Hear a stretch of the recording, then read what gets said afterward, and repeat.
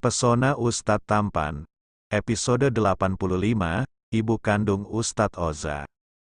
Seorang anak dan seorang ibu yang sudah lama tidak bertemu kini sedang saling berdiri, saling menatap satu sama lain. Rizal sedang berusaha untuk membuka hati untuk bisa menerima wanita yang ada di depannya. Yang tidak lain wanita paruh baya itu adalah orang yang sudah melahirkannya ke dunia. Selama ini mereka sudah berpisah cukup lama, mereka tidak pernah bertemu satu sama lain. Apalagi selama ini Rizal menutup hati dan telinganya untuk bertemu ibunya sendiri. Kini saat dia melihat wanita paruh baya itu ada di depannya, maka rasa rindu itu memuncak dalam hatinya, meski hatinya masih belum menerima sepenuhnya wanita itu. "Oza, sudah lama kamu tidak panggil aku dengan sebutan ibu nak," ucap wanita paruh baya itu. Dia menarik nafas panjang, dari hidungnya terdengar kalau dia sedang terisak menangis. Tentu saja dia juga merasa sangat rindu pada Rizal. Hanya merasa malu saja untuk memeluk dia sadar diri selama ini sudah mengacuhkannya. "Ibu," seru Rizal kembali, mengulangi memanggil sang ibu dengan begitu lembut. "Apakah ibu tidak pernah menyayangi aku, sehingga ibu tidak punya waktu sedikit pun untuk bertemu dan menjengukku?" ucap Rizal sambil menatap wanita paruh baya di depannya. "Maafkan ibu nak, aku merasa tidak pantas untuk ada di sisi kamu. Selama ini, puluhan tahun aku sudah menyia-nyiakan kamu, dan baru hari ini orang tua ini berani muncul di depan kamu. Ibu terima jika kamu sekarang membenci ibu," sahut wanita paruh baya itu. Dia tidak berani menatap wajah Rizal. "Sejujurnya aku membenci ibu. Membenci karena ibu tidak bisa seperti ibu-ibu yang lain, yang begitu sayang kepada anaknya, begitu peduli kepada anaknya. Tapi aku harus berjuang bersama Abi berdua, hingga akhirnya aku harus berjuang sendirian untuk menghadapi hidup." Sierra menghampiri sang suami. Dia menggenggam erat tangan Rizal. Saat ini hatinya pasti sedang merasakan sakit, dan ia harus ada di sampingnya untuk memberikan dukungan padanya. "Kuharap kamu mau mengalah, Mas. Menurunkan egomu, meminta maaf lebih dulu padanya. Walau bagaimanapun beliau adalah wanita yang sudah melahirkanmu. Sampai kapanpun kenyataan itu tidak akan bisa diubah," Sierra berkata pelan kepada sang suami. Rizal menarik nafas panjang. Dia mengencangkan pegangan tangannya kepada Sierra. Sejak tadi dia memang sedang menguatkan hatinya agar bisa menerima wanita paruh baya itu. "Kenapa aku harus minta maaf? Apa kesalahanku? Ibu yang sudah meninggalkan aku. Kenapa aku yang harus duluan berbesar hati meminta maaf?" ucap Rizal pelan kepada sang istri. "Karena bagaimanapun sikap ibumu, bagaimanapun perilakunya, kita hanya harus diam. Begitulah yang para ulama ajarkan, Mas. Diam itu lebih baik saat kita berhadapan dengan orang tua kita," ucap Sierra memberikan sedikit nasihat. "Apakah aku juga harus diam saat ibuku sendiri yang tidak pernah peduli padaku? Ajak masuk dulu, Mas, beliau pasti punya alasan. Selama ini kamu hanya menduga ini dan itu saja, bukan? Tidak pernah tahu akan kebenarannya. Jangan sampai kita menyesal karena telah salah bertindak." Sierra menatap wajah Rizal dengan penuh pengharapan, berharap sang suami bisa mengerti apa yang dia katakan. "Ibu, sini masuk dulu. Lebih enak dan lebih baik masuk ke dalam rumah dulu, daripada kalian berselisih di depan rumah seperti ini. Tidak baik juga jika dilihat oleh tetangga yang lain." Aisyah kini datang mendekat pada wanita paruh baya itu, kemudian memegang tangannya untuk ikut masuk ke dalam rumah. "Saya langsung pulang saja, Bu. Terima kasih. Nanti jika sudah siap mungkin saya datang lagi untuk memperbaiki hubunganku dengan putraku. Sejujurnya aku belum siap sekarang. Aku masih malu pada diriku sendiri, karena semua apa yang pernah aku lakukan," ucap wanita paruh baya itu, kembali menolak permintaan dari Aisyah. Sierra ingin bicara lagi, namun langsung ditahan oleh sang umi. Biarkan beliau pulang dulu nak. Jangan memaksa ya. Perlahan saja, ucap Aisyah kepada Sierra. Gadis itu mengangguk mengerti dengan apa yang dimaksud oleh Aisyah. Rizal dan Sierra membiarkan sang ibu untuk pergi. Tatapan pria itu penuh harap, menyimpan sebuah kerinduan ingin memeluk, namun tidak bisa memeluknya karena rasa yang belum tuntas di dalam hatinya. Ibu, datanglah lagi ke sini. Maafkan Oza.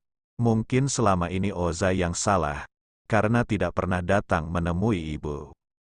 Selama ini aku yang tidak tahu diri, karena tidak pernah berinisiatif untuk lebih mendekat pada ibu. Jika Allah memberikan sebuah kesempatan, maka biarkan Oza bertemu dan memeluk ibu suatu hari nanti. Ucap pria itu, pada akhirnya dia menundukkan kepala. Namun sang ibu memutuskan untuk pergi meninggalkan dirinya. Rizal tidak terasa ikut meneteskan air matanya. Saat punggung wanita paruh baya itu meninggalkannya, rasanya dadanya sesak, puluhan tahun tidak pernah bertemu. Saat bertemu ingin memeluk pun tidak bisa. Ayo masuk mas, benar kata Umi. Kamu dan ibumu butuh waktu dulu untuk memperbaiki semuanya. Lain kali kita yang datang ke rumahnya untuk bersilaturahmi mas. Karena ibu tetaplah ibu, dia wanita yang harus kita hormati.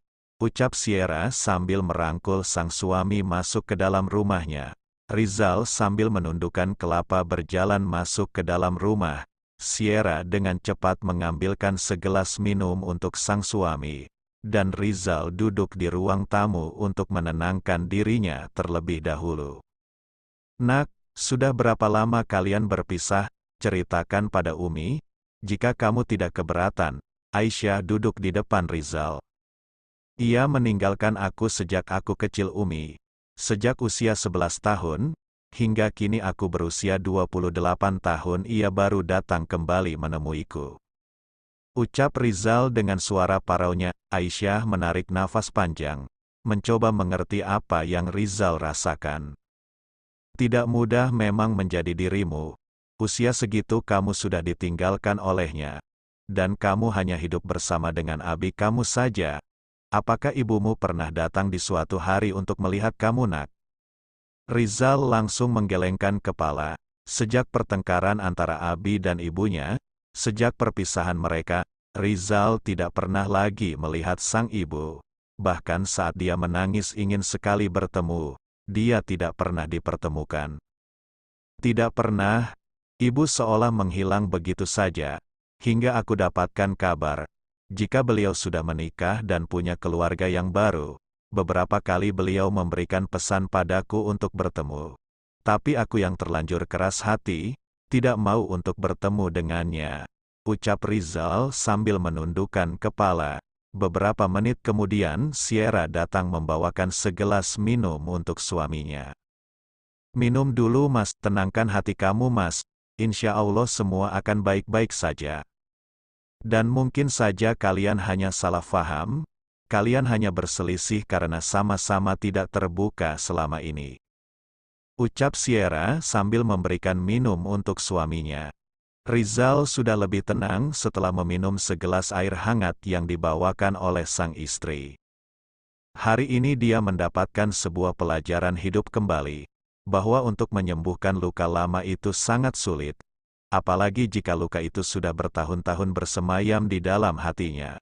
Apalagi orang seperti Rizal, yang keras dan sulit untuk menerima sebuah kenyataan. Sierra mengajak sang suami untuk masuk ke dalam kamar. Sedikit nasihat sudah diberikan oleh Aisyah kepadanya. Hatinya sedikit lebih tenang dan sedikit bisa menerima kedatangan ibunya. Tidak usah kamu buat stres mas.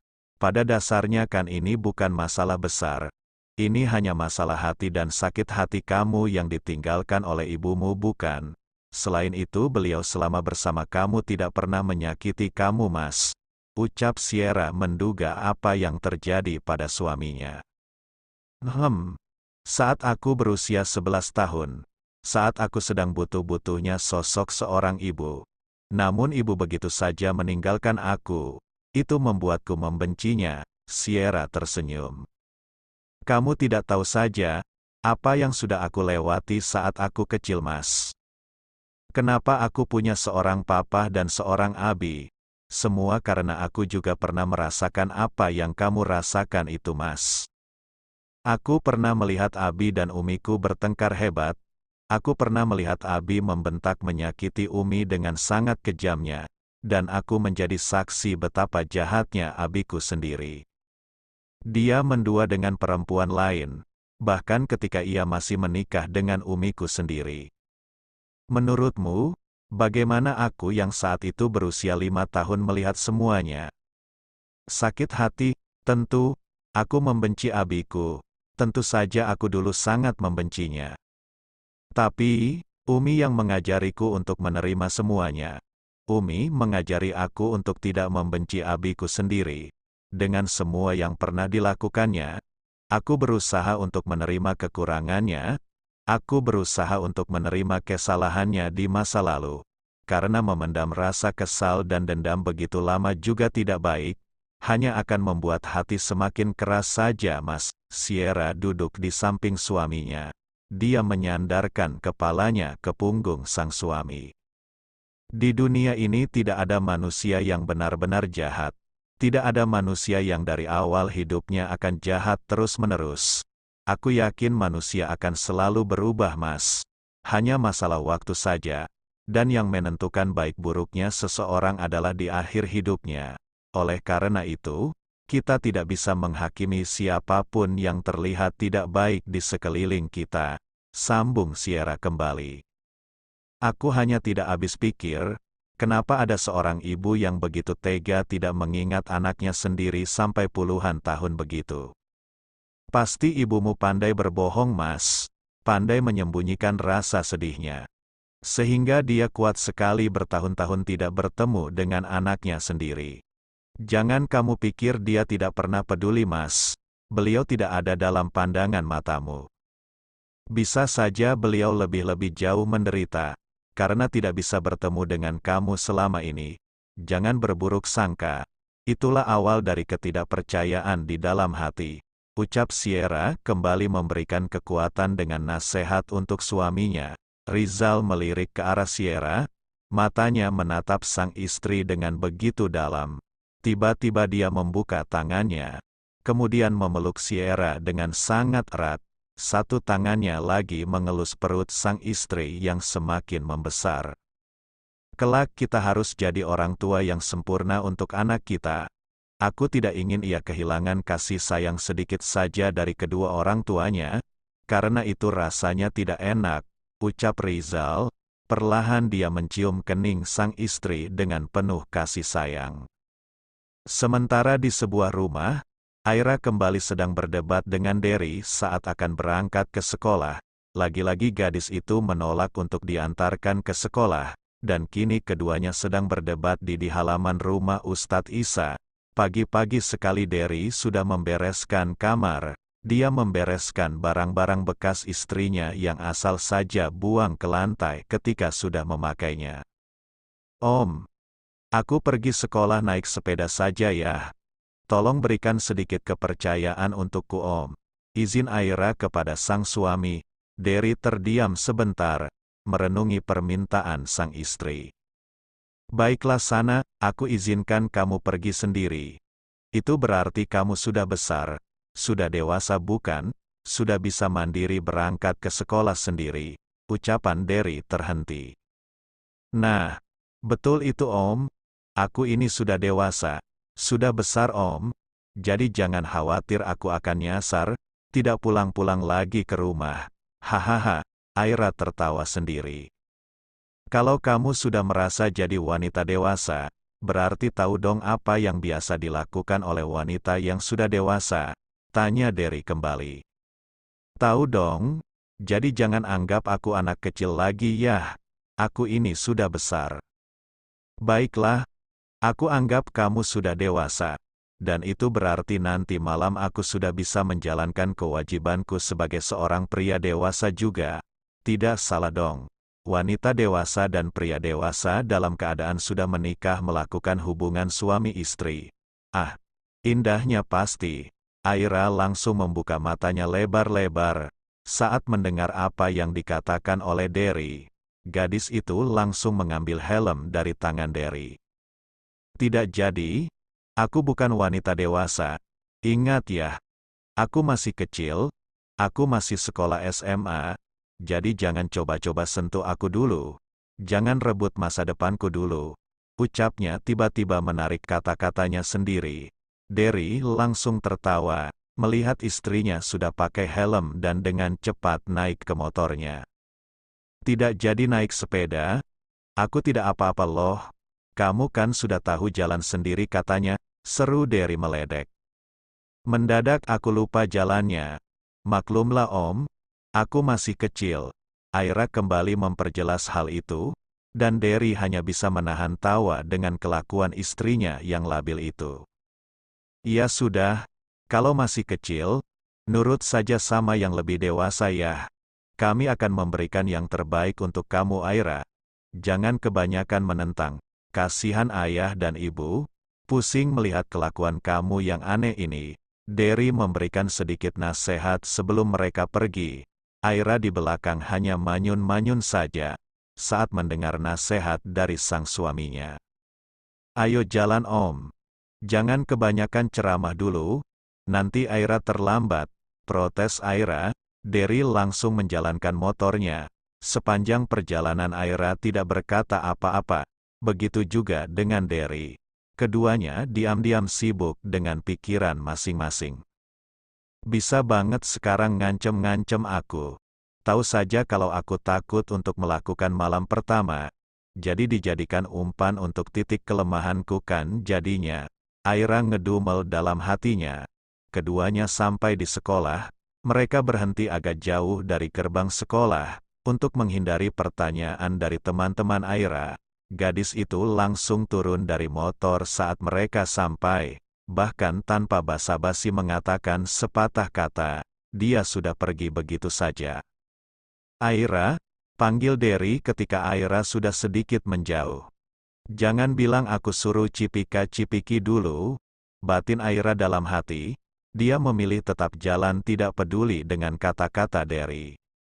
Aira, kamu tidak berniat memakai helm itu sampai ke kelas kan? Seru Derry lagi. Aira refleks langsung memegang kepalanya. Bersambung. Jangan lupa berikan komentar membangunnya ya. Maafkan juga jika masih banyak kekurangan dalam channel ini. Terima kasih semuanya. Love you sekebon. Semoga bisa menghibur teman-teman semua. Jangan lupa subscribe, like, dan